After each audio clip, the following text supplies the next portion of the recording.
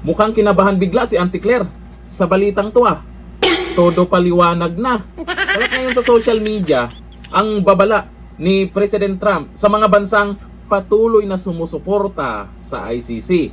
Ito, ang paliwanag ni Auntie Claire. Iginiit ni Jose Claire Castro na hindi sakop ng pulisiya ang Estados Unidos ang pamalaan ng Pilipinas kaugnay ng inilunsad ng government-wide campaign ng Trump administration laban sa International Criminal Court or ICC. Mukhang seryoso si President Trump dito. Simula nung nandyan si dating Pangulong Duterte sa ICC, sunod-sunod yung karma nila.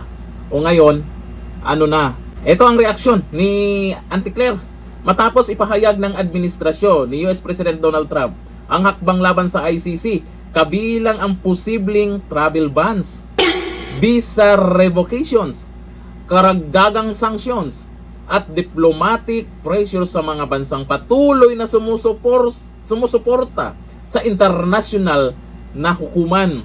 Nauna ring sinabi ng isang opisyal ng US State Department na hikayatin ng Washington ang iba pang bansa na kumalas sa ICC at itigil ang kanilang pinansyal na suporta rito bilang bahagi ng kampanya nitong protektahan ang soberanya ng Estados Unidos.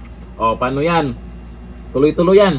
Kasi nung naumpisan ni President Trump yan, natahimik ng ilang buwan, ngayon eto, parang hindi talaga tinitigilan ni President Trump ang ICC na yan.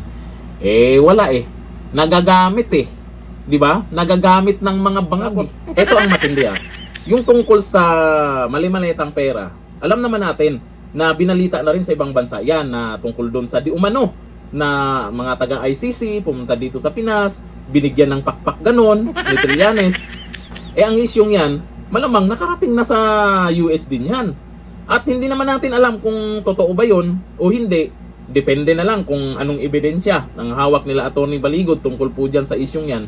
Kung nakikita natin biglang kinabahan si Auntie Claire, ano kaya yung nararamdaman ni Junior? O ito, ayon sa mga nagkomento, sabi ni John Alot, kulbaan man si Auntie Claire. Kinabahan daw. Sabi ni Eric Cabaruan, lahat daw ng sumusuporta sa ICC. Yun ang pagkaintindi ko rin mga bansang sumusuporta sa ICC. May palusot si Auntie Claire. Tingnan natin kung papasa yung palusot niya. Sabi ni Noel Balauro, kabahan ka na. Sabi ni Arnel Calag, yaki naman si Auntie Claire. Abangan po natin yan sa mga susunod pang araw kasi matagal na po yan na sinasabi po or nagbabala po si President Trump ng ganyan. Kaya sa ICC, malamang tuloy-tuloy ang karma nyo dyan.